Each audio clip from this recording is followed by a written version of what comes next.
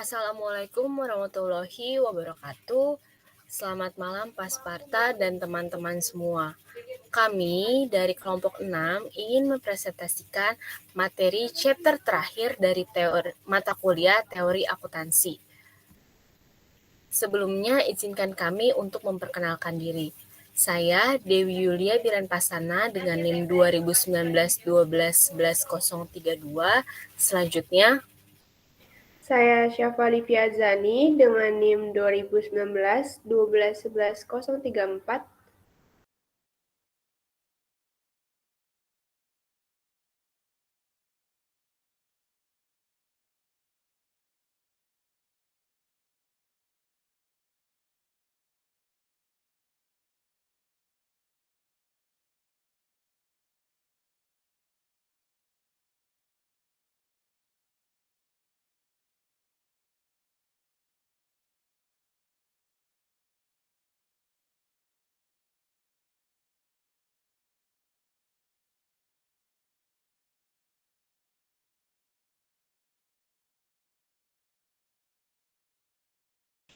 Selanjutnya ada teman kami yang bernama Rudi Perdana dengan NIM 2019-12-11-022. Di chapter kali ini kami akan membahas tentang masalah-masalah yang muncul dalam akuntansi dan auditing.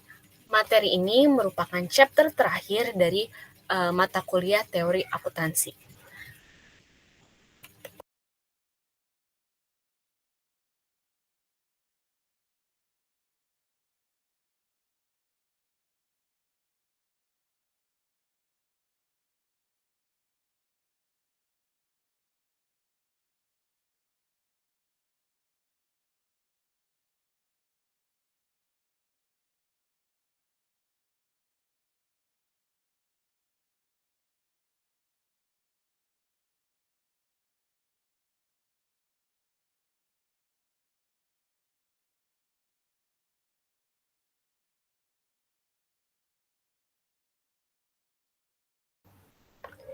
Pada kesempatan kali ini, kami kelompok 6 akan mempresentasikan materi mengenai masalah-masalah yang muncul dalam akuntansi dan audit. Untuk pembuka, penelitian baik dalam akuntansi dan auditing dipengaruhi oleh faktor-faktor tertentu. Faktor yang mempengaruhi penelitian dalam akuntansi dan auditing dipengaruhi oleh semakin bertumbuhnya internasionalisasi pada standar akuntansi dan auditing.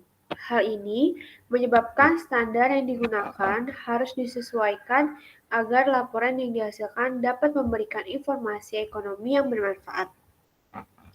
Sehingga laporan yang dihasilkan akan dapat digunakan oleh pengguna atau user sebagai dasar dalam pengambilan keputusan. Standar akuntansi dan auditing yang digunakan saat ini dapat mengalami perubahan di masa yang akan datang. Penyesuaian standar dilakukan agar standar dapat dijadikan pedoman untuk memperoleh laporan keuangan yang andal dan relevan. Standar yang digunakan saat ini tidak hanya berlaku pada lingkup domestik atau regional, melainkan standar yang digunakan telah diterapkan secara global sehingga pengguna laporan keuangan yang dihasilkan memberikan informasi yang dapat pula dipahami oleh pengguna di luar wilayah di mana perusahaan tersebut berada. Sehingga standar laporan saat ini lebih bersifat global. Permasalahan banyak muncul dalam akuntansi dan auditing. Permasalahan-permasalahan yang terjadi dipengaruhi oleh faktor-faktor tertentu. Permasalahan muncul dari penggunaan akuntansi nilai wajar saat krisis keuangan global. Masalah lain muncul akibat dari penetapan standar di masa mendatang serta ketahanan akuntansi, pelaporan, dan jaminan. Sehingga makalah ini akan membahas presentasi kali ini akan membahas permasalahan yang muncul dalam akuntansi dan auditing.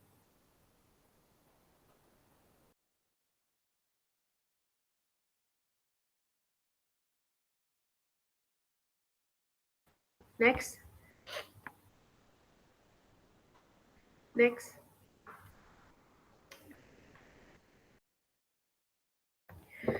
Salah satu pengaruh utama pada praktek dan penelitian akuntansi dan auditing dieksplorasi dalam teks adalah semakin meningkatnya internasionalisasi standar akuntansi dan auditing.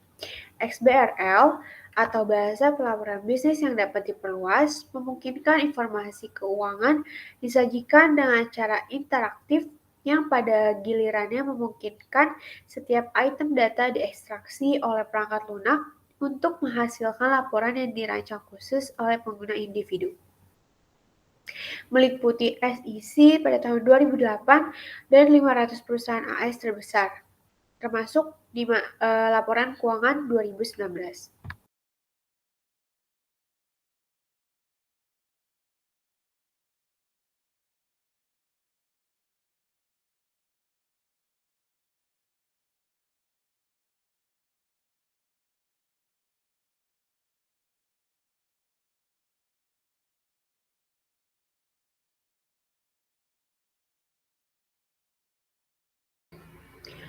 Ada revolusi teknologi dalam penyelesaian yang akan mempengaruhi bagaimana laporan keuangan dipersiapkan. Pada akhir tahun 2018, US Securities and Exchange Commission atau disingkat dengan SEC memilih untuk menyatakan 500 perusahaan publik terbesar di Amerika Serikat untuk mengajukan laporan keuangan 2009 mereka menggunakan bahasa bisnis pelaporan ekstensibel atau XBRL. Dengan diikuti perusahaan lain, SBRL membolehkan informasi keuangan untuk disajikan dalam cara yang lebih interaktif dan pengguna bersahabat dengan mentekan atau menandai item data individu sehingga mereka dapat disadap oleh perangkat lunak software untuk menghasilkan laporan custom design oleh pengguna.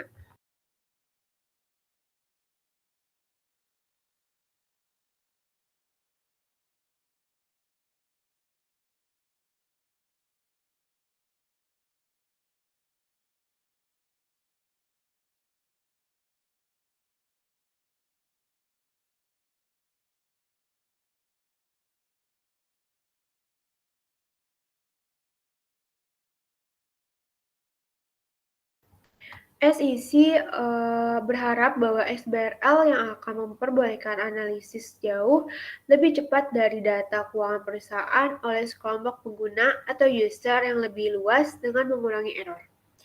Teknik yang saat ini digunakan untuk menyadap perincian dari laporan keuangan berisi kesalahan karena mereka baik dilakukan secara manual atau menggunakan program software yang menghasilkan output yang hanya mendekati data yang mendasari.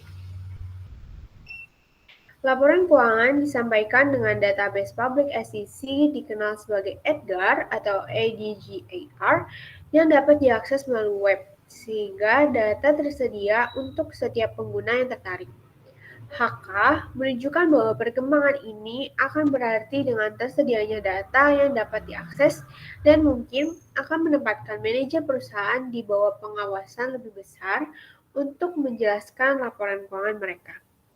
Selain data yang dapat digunakan lebih, HK menunjukkan XBRL bisa mengubah cara analis keuangan perusahaan kecil.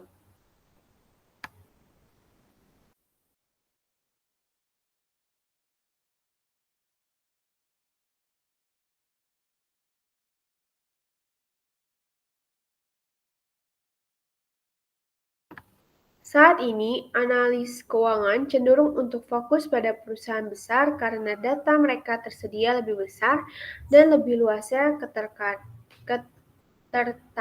investor terhadap perusahaan besar tersebut. Analis keuangan membuat laporan tentang perusahaan yang ditepati, membuat lebih banyak tersedia informasi tersedia bagi para investor. Meningkatkan ketersediaan data keuangan untuk perusahaan kecil dapat membuat mereka lebih menarik bagi para analis. Pada akhirnya, analis kemungkinan besar lebih meningkatkan likuiditas saham perusahaan kecil.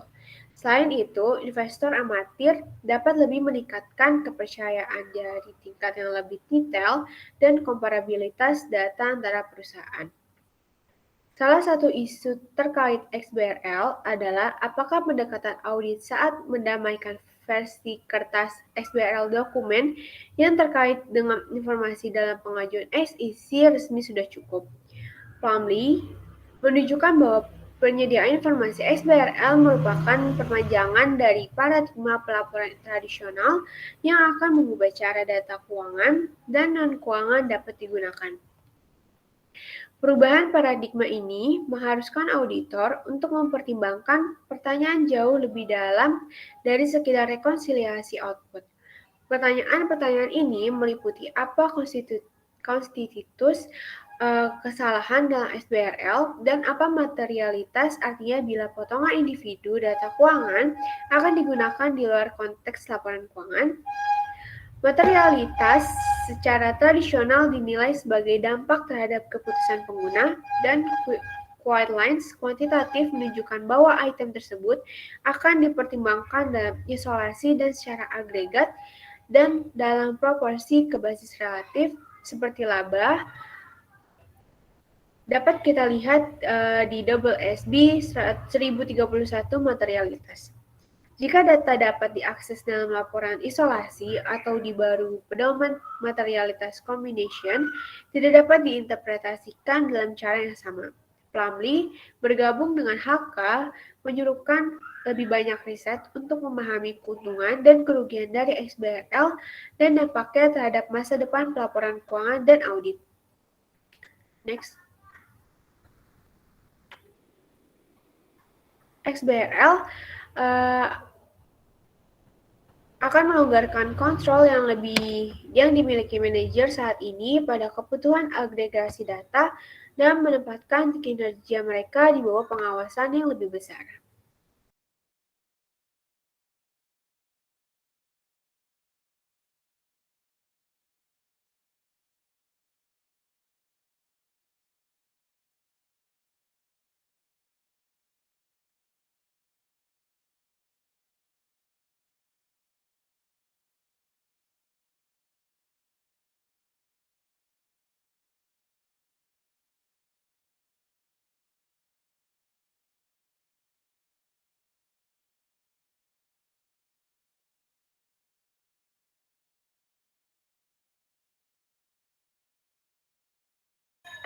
Namun demikian, CFO nampaknya akan kehilangan kemampuan mereka untuk memilih tingkat pemisahan data dalam laporan keuangan. Mereka akan mengklaim atau mengakui bahwa bagian pokok dari akuntansi merupakan proses pemisahan item yang serupa dengan maksud untuk memberikan arti terhadap informasi yang ada. Ekstrimnya, jika hal tersebut memungkinkan untuk menyediakan investor dengan akses yang lengkap untuk transaksi tingkat data, hal ini tidak akan berguna karena data tidak akan memberikan informasi yang berarti.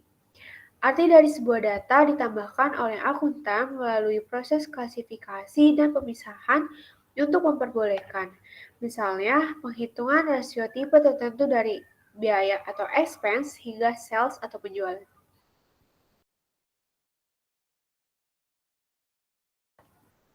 Satu hal yang masih diperdebatkan terkait XBRL merupakan apakah pendekatan audit yang berlaku saat ini dari rekonsiliasi dalam versi paper dari dokumen yang berkaitan dengan XBRL untuk informasi dalam penatausahaan dokumen resmi SEC cukup memadai. Plumlee menyarankan bahwa percadangan dari informasi XBRL merupakan perluasan paradigma pelaporan tradisional akan mengubah cara data finansial dan non-finansial dapat digunakan. Pergantian paradigma ini memerlukan auditor untuk mempertimbangkan pertanyaan lebih dalam daripada hanya sekedar rekonsiliasi output. Pertanyaan ini meliputi apa yang mendasari kesalahan dalam SBRL dan apa yang dimaksud dengan materialitas ketika sebagian data keuangan individu akan digunakan di luar konteks dari laporan keuangan.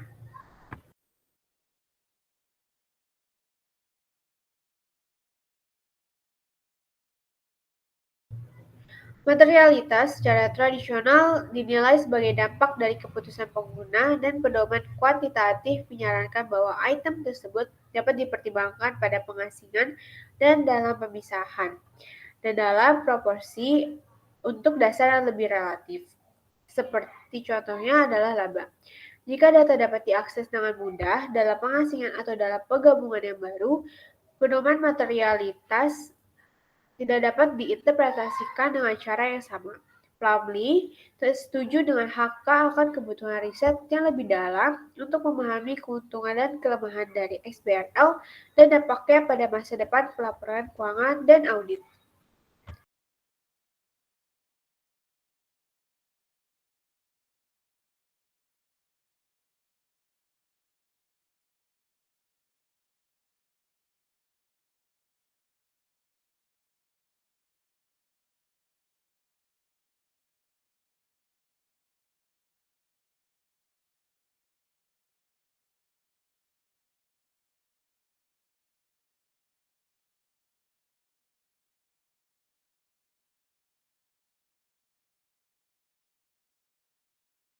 Next.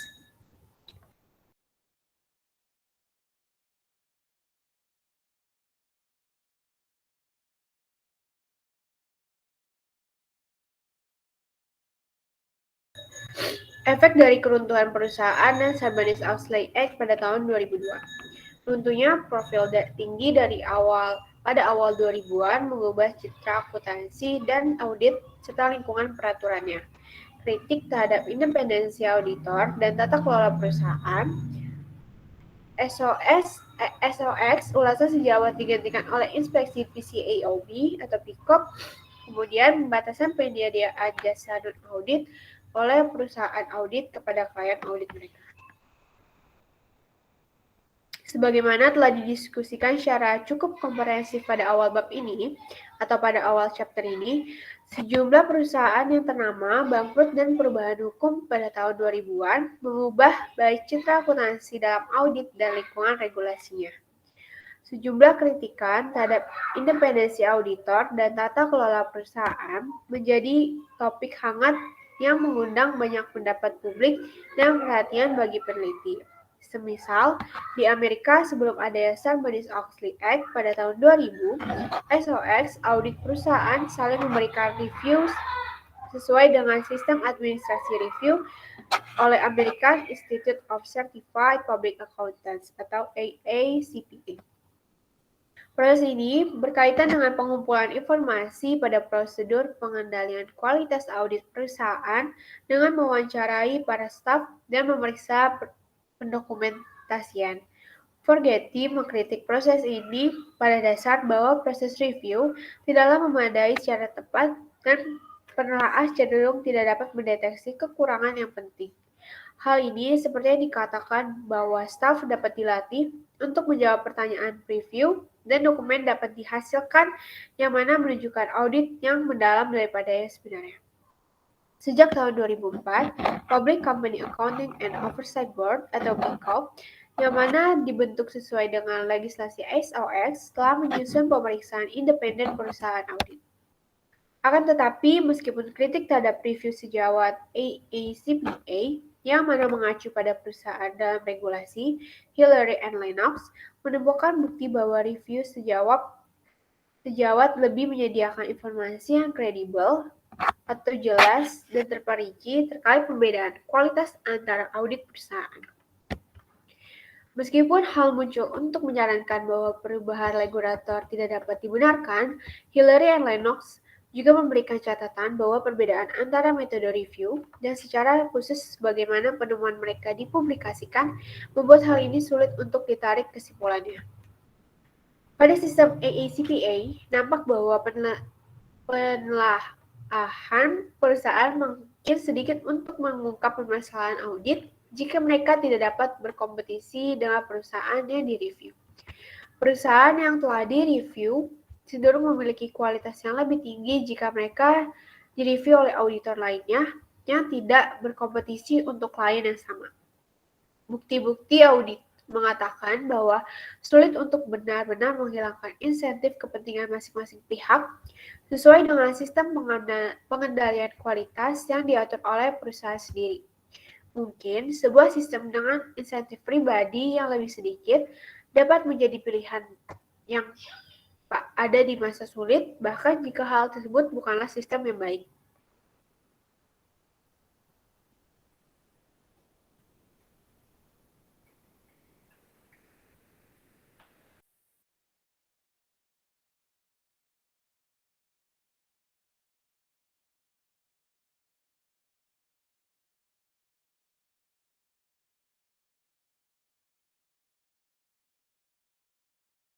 Next.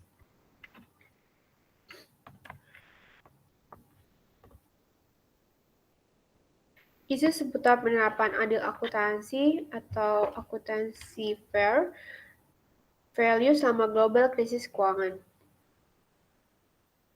Beberapa percaya bahwa praktik penilaian aset yang adil adalah faktor penyebabnya. Itu membutuhkan penurunan nilai beberapa aset ketika pasar sedang bergejolak, menandai aset keuangan ke pasar. Perselisihan yang cukup besar ini tentang investigasi SEC pada tahun 2008, rekomendasi yang ditawarkan untuk meningkatkan akuntansi nilai wajar atau akuntansi fair value. Penyebab Global Financial Crisis atau GFC atau Global Krisis Keuangan yang menyerang hampir seluruh dunia pada tahun 2008 dan 2009 merupakan hal yang kompleks dan terdapat celah untuk diperdebatkan. Namun demikian, beberapa terkait praktik penggunaan fair value pada aset sebagai faktor yang berkontribusi untuk penyebaran yang cukup cepat dari permasalahan berasal dari pasar subprime, mortgage Amerika, hingga negara lainnya dan yang memperburuk keadaan krisis tersebut. Hal ini dikarenakan standar akuntansi, terutama Financial Accounting Standard atau FAS number 157 Fair Value Measurements memerlukan pengungkapan nilai investasi yang dimiliki oleh bank selama kondisi pasar sedang bergejolak. Kemampuan akan pengungkapan tersebut membuat entitas sulit untuk melakukan peminjaman, penandaan aset keuangan terhadap pasar untuk merefleksikan nilai fair value juga mempengaruhi sisi aset yang ada pada neraca perusahaan, membatasi kemampuan perusahaan untuk berutang. US SEC mempertanyakan peran akan fair value pada saat krisis dan menerbitkan laporan yang terdiri dari 211 halaman pada tahun 2008.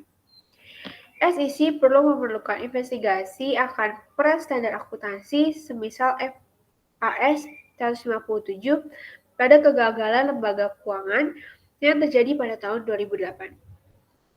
Laporan tersebut menyimpulkan bahwa kegagalan lembaga keuangan di Amerika muncul sebagai akibat pertumbuhan kerugian akibat kredit yang probable, terlalu berfokus pada kualitas aset dan kasus tertentu, kebangkrutan para peminjam dan kepercayaan diri yang berlebihan dari para investor tidak sekedar menyesuaikan nilai aset keuangan terhadap harga pasar. Pandangan terkait peran akuntansi fair value didukung oleh yang lainnya termasuk mantan Chief Accountant SES, Conrad Hewitt, dan Lynn Turner yang memuji akuntansi mark-to-market untuk meningkatkan transparansi, memungkinkan pengguna laporan keuangan untuk melihat kondisi ekonomi institusi dengan sebenarnya. Next.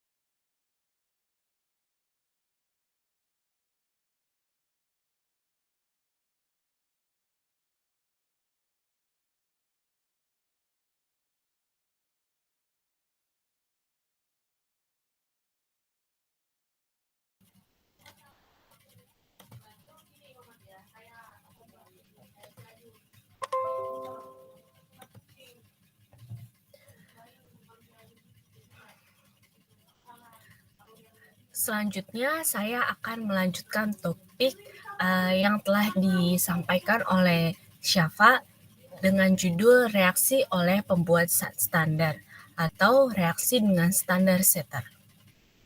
IASB dan FASB merespon rekomendasi tersebut. Salah satunya meminta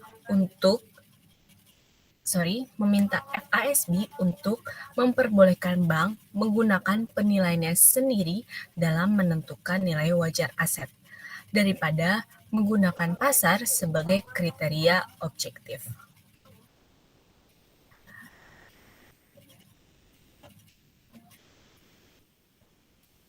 Beberapa peneliti menuliskan dalam papernya yang menjelaskan hal-hal yang membuat krisis keuangan global, yaitu kebijakan likuiditas makro global, kerangka kerja regulasi yang masih sangat minim.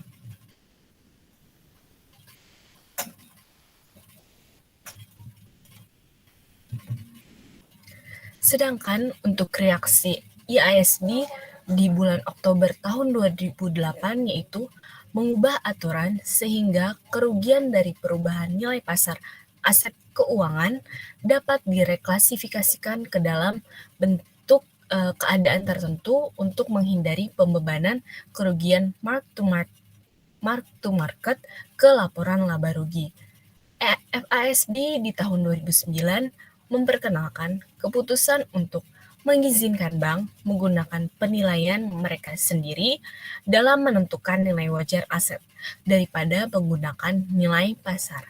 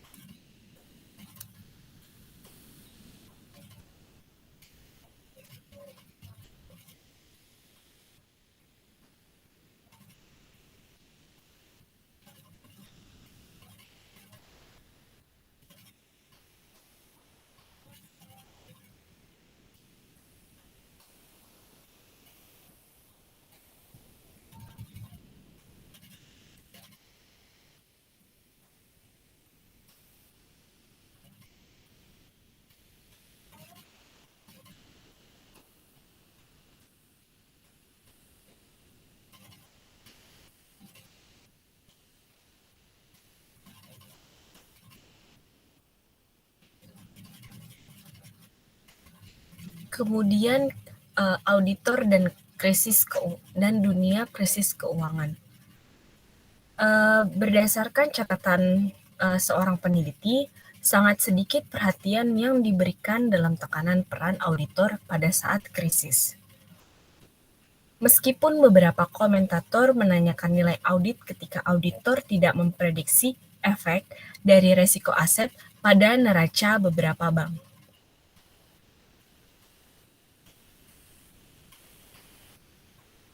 Beberapa peneliti dari sebuah kampus mengeluarkan publikasi yang menekankan resiko yang dialami auditor ketika menilai aset dan mempertimbangkan jasa perencanaan manajemen untuk memitigasi resiko yang berkesinambungan dan isu likuiditas selama resesi antisipasi.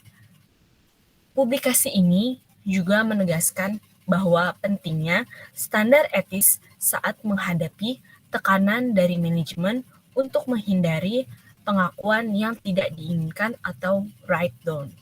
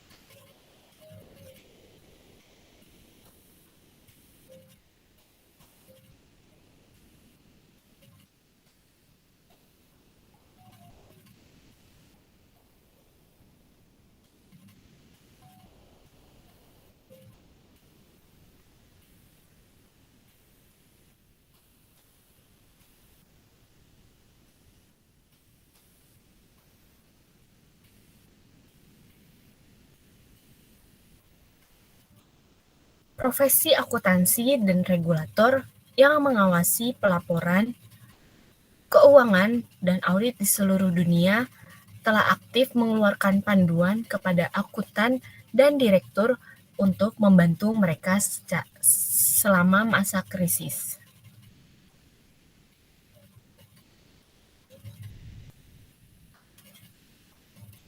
GFC dapat mengarah pada tindakan regulasi yang dapat mempengaruhi auditor, karena relatif sedikit perhatian yang diberikan pada peran auditor dalam krisis. Kemudian, profesi akuntansi dan regulator telah secara proaktif mengeluarkan pedoman. Auditor bank yang kemudian mengalami kesulitan keuangan dapat mengharapkan untuk diawasi.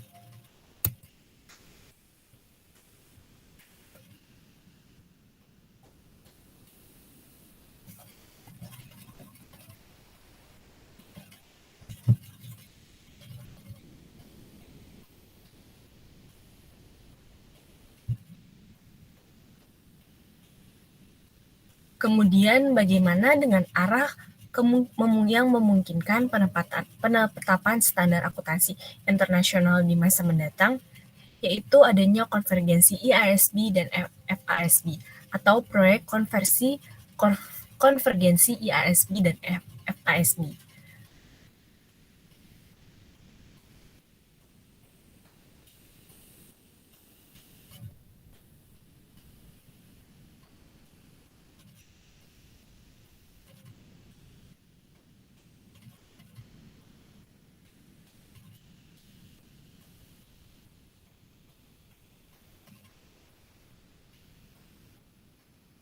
Perjanjian konvergensi ini telah ditetapkan di tahun 2002 dan 2006.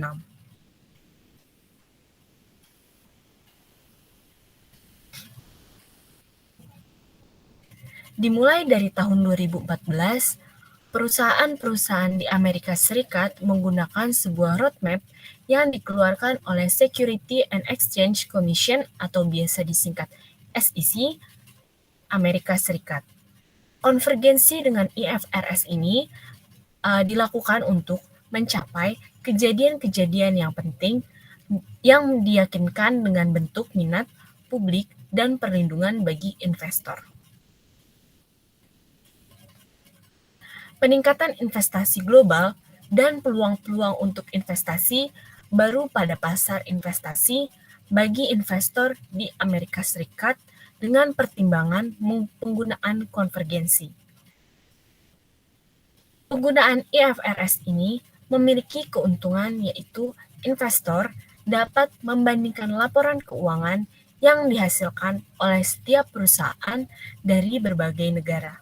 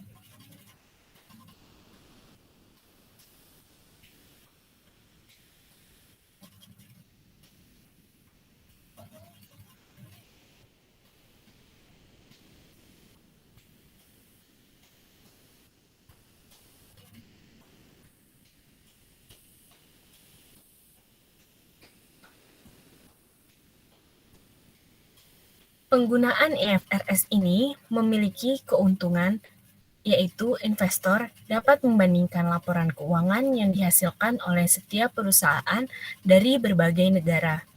Proses kejadian yang penting di tahun 2011 akan dinilai oleh SEC dan pengambilan keputusan 2014 yang implementasinya harus dilanjutkan. Kejadian-kejadian penting tersebut berhubungan dengan yang pertama, perbaikan standar akuntansi, yang kedua, akuntabilitas dan pembiayaan IASC, yang ketiga, perbaikan kemampuan dalam penggunaan data interaktif untuk laporan IFRS. Yang keempat, pendidikan dan pelatihan yang berhubungan dengan IFRS. Yang kelima, pembatasan penggunaan IFRS, di mana hal ini tentunya akan menambah komparatif bagi investor Amerika Serikat. Yang keenam, mengantisipasi pemilihan waktu pembuatan peraturan mendatang oleh komisi. Implementasi perintah menggunakan IFRS oleh emiten Amerika Serikat.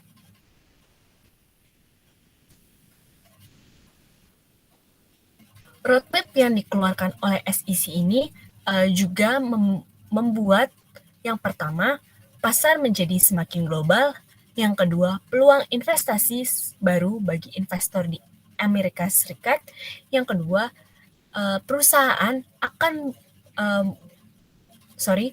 membuat perusahaan dari berbagai negara lebih mudah untuk dibandingkan.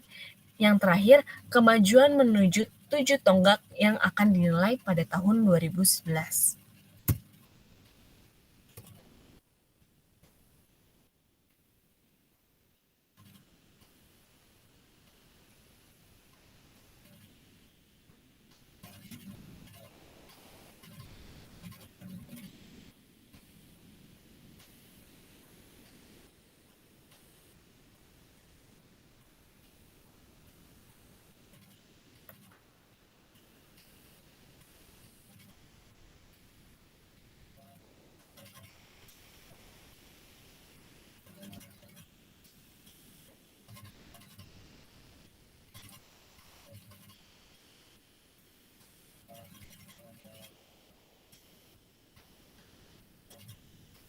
Kemudian untuk materi selanjutnya yaitu masalah dalam konvergensi IFRS. Amerika Serikat belum dipastikan dapat mengadopsi IFRS, meskipun sudah ada roadmap. Pimpinan SEC mengatakan bahwa dia tidak akan merasa terikat dengan roadmap, karena merasa khawatir dengan standar umum IFRS dan tidak siap untuk mendelegasikan pengatur standar ke IASB. Salah satu anggota PCAOB atau Public Company Accounting Oversight Board mengkritisi bahwa tujuan konvergensi ini dengan berpindah menggunakan IFRS akan mempersulit peraturan untuk ditegakkan, serta IFRS tidak lebih berprinsip mendasar daripada GAAP.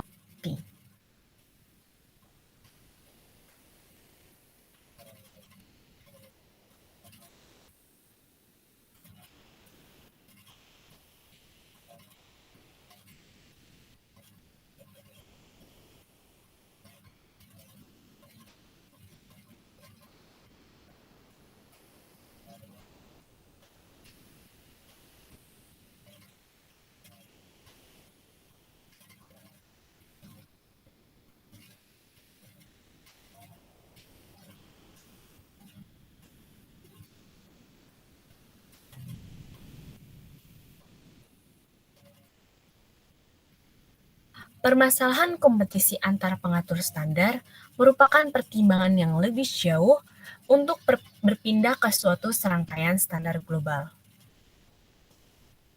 Salah satu peneliti berpendapat bahwa bukti penelitian antara IFRS dan GAAP mendapatkan kesimpulan bahwa GAAP ini lebih baik dari IFRS. Hal tersebut menyatakan bahwa baik apabila terdapat kompetensi kompetisi antara dua serangkaian standar tersebut. Standar yang dimaksud adalah IFRS dan GAAP. Sehingga semua perusahaan diperbolehkan untuk menggunakan standar-standar tersebut dan peneliti depan menilai konsekuensi dari perubahan standar.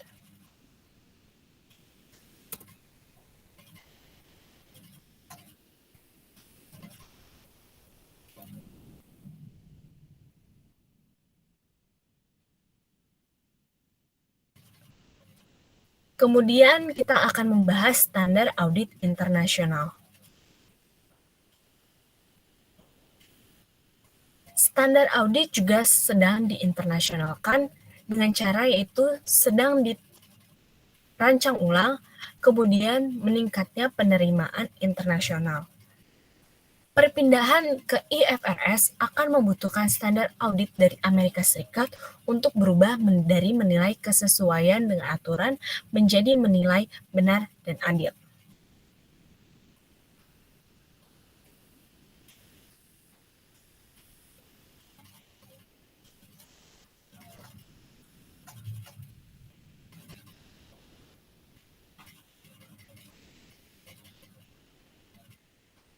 Dalam perubahannya, IFRS akan membutuhkan standar dan praktik auditing yang merupakan anjuran dari beberapa akuntan. Perubahan ini yaitu perubahan dari suatu model penilaian yang sesuai dengan standar akuntansi menjadi penilai secara menyeluruh yang benar dan wajar.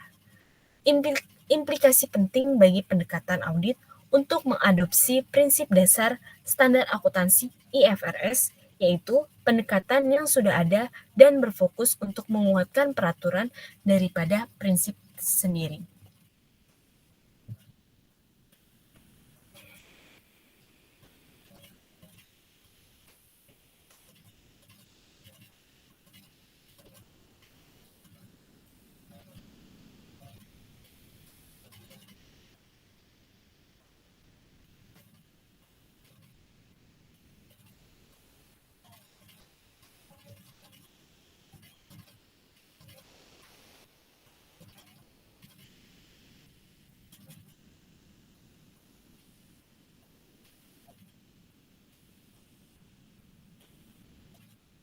Globalisasi bisnis dan pasar saham tentunya mengakibatkan permintaan standar global, sehingga standar auditing juga memiliki alasan untuk diketahui secara global, sama seperti standar akuntansi. Keselarasan yang baik antara standar akuntansi dan auditing memiliki potensi manfaat ekonomi dengan mengurangi biaya pada pelaporan keuangan.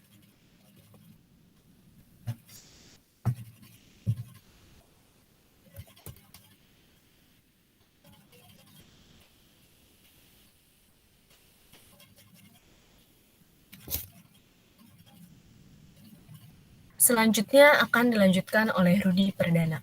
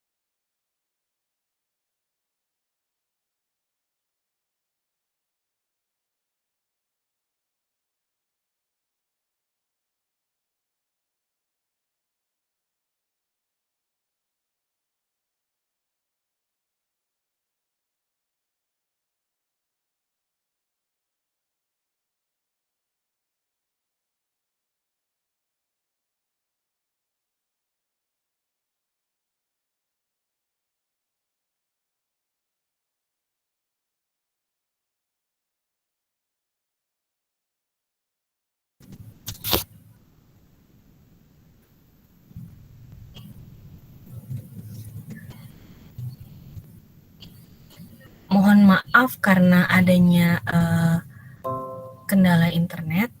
Saya akan melanjutkan, yaitu tentang akuntansi keberlanjutan, pelaporan, dan jaminan.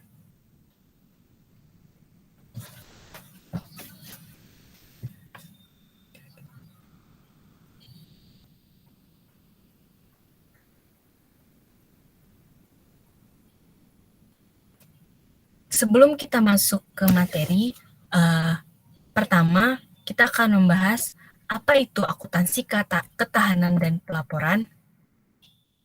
Akuntansi ketahanan dan pelaporan merupakan bagian dari akuntansi sosial.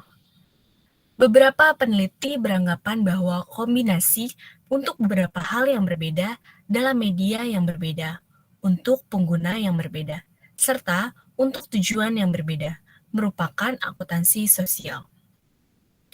Akuntansi sosial dan pelaporan bertujuan untuk mengobservasi dan memahami permasalahan yang tidak dapat dijelaskan oleh fungsi akuntansi tradisional. Menjadi bentuk yang dapat digunakan untuk pengambilan keputusan oleh setiap individu yang tidak harus secara langsung atau hanya memperhatikan keberhasilan keuangan suatu perusahaan. Kategori 4 dan 5 dalam asumsi ontologi sesuai dengan akuntansi sosial. Asumsi ontologi tersebut yaitu realitas sebagai wacana simbolis dan realitas sebagai konstruksi sosial. Pendekatan riset dengan naturalistik oleh sebagian peneliti akuntansi sosial menggunakan studi kasus dan wawancara untuk mengerti bagaimana akuntansi terbentuk dan bagaimana pengalaman dari setiap partisipan. Ketahanan digunakan untuk dan diinterpretasikan dengan cara yang berbeda-beda. Ketahanan berkaitan dengan perlindungan lingkungan atau ekoefisiensi yang sama halnya dengan keadilan antara masyarakat dan generasi atau eco-justice. Hal ini berarti pelaporan lingkungan merupakan salah satu bagian dari ketahanan dan informasi yang berhubungan dengan kepegawaian, komunitas, dan lingkungan dalam suatu laporan ketahanan yang dipublikasikan oleh perusahaan.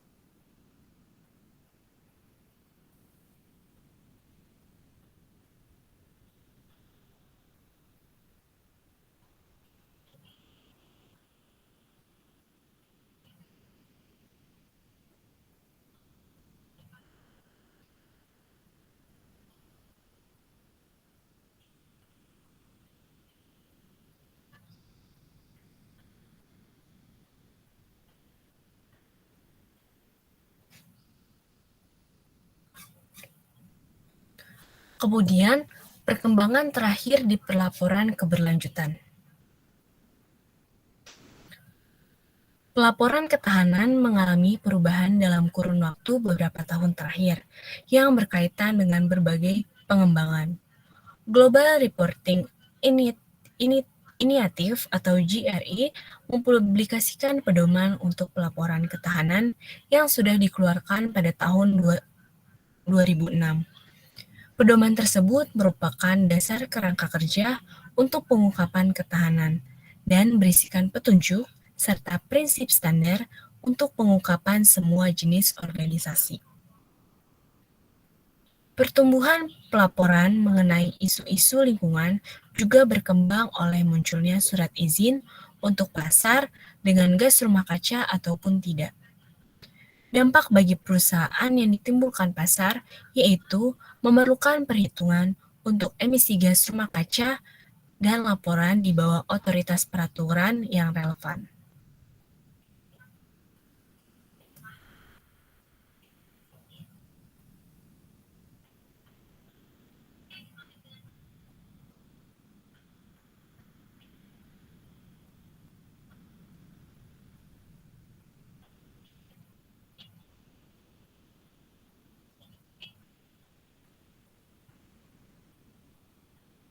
Perkembangan izin wajib terkait emisi didirikan pada tahun 2005. Pada bulan Januari, yakni Europe Union Emission Trading Scheme, yang berkontribusi untuk mendekatkan asosiasi antara pelaporan keuangan dan lingkungan atau ketahanan dan pelaporan. Hal ini berdasarkan pada kebutuhan untuk mempertimbangkan bagaimana emisi yang benar atau memiliki izin dan pertumbuhan liabilitas sebagai akibat dari emisi sendiri. Permasalahan perubahan iklim dana ketahanan mempengaruhi keputusan pelaporan keuangan tradisional dalam hal pelemahan aset dan pengungkapan risiko. Perubahan iklim dapat mengemukakan suatu perlakuan fisik terhadap nilai aset dan operasional aset yang merupakan akibat dari penurunan permintaan terhadap produk yang telah diproduksi. Lebih lanjut lagi, perusahaan perlu untuk mengungkapkan regulator jaminan bagaimana perubahan iklim akan berdampak pada bisnis dan berimplikasi pada aset. Regulasi membutuhkan perusahaan asuransi untuk membuat laporan risiko iklim yang bertujuan untuk risiko klaim yang lebih tinggi oleh klien pada saat cuaca ekstrim. Tentunya penjamin asuransi ini harus mengungkapkan kemampuan perusahaan dalam menghadapi penurunan laba dari investasi di perusahaan yang berakibat kurang baik.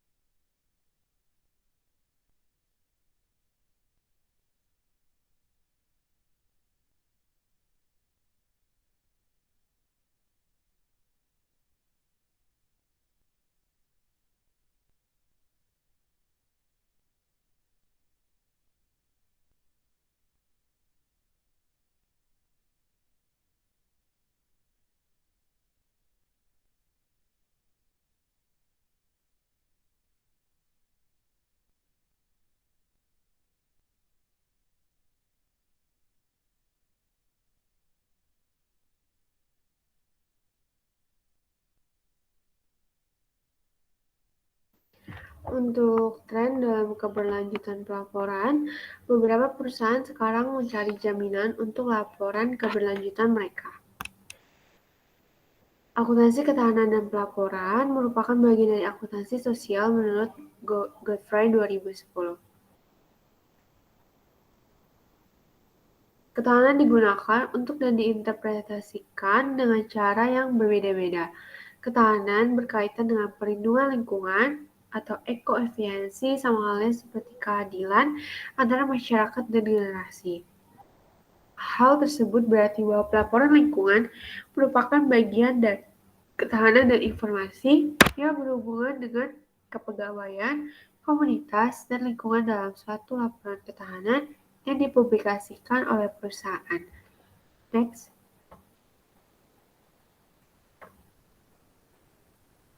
Akuntansi non keuangan lainnya dan masalah pelaporan.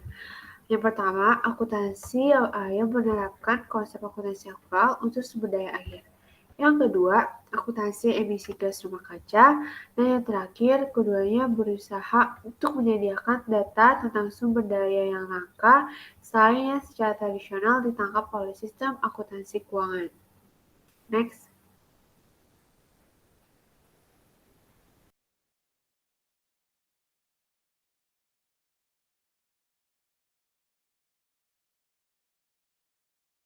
Selanjutnya kita akan masuk ke dalam sebuah ringkasan. Di sini dijelaskan bahwa salah satu pengaruh utama pada praktik dan penilaian akuntansi dan audit adalah meningkatkan internasionalisasi standar akuntansi dan audit.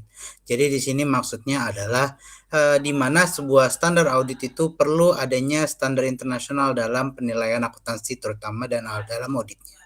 Auditnya seperti yang sudah dijelaskan sebelumnya dalam akuntansi air dan akuntansi lainnya yang berpengaruh pada perkembangan standar auditnya. Nah, selanjutnya yang kedua itu adanya perkembangan baru dalam pelaporan, di mana dalam pelaporan ini adanya jaminan keberlanjutan. Maksud dari kejaminan dari berkelanjutan ini adalah di mana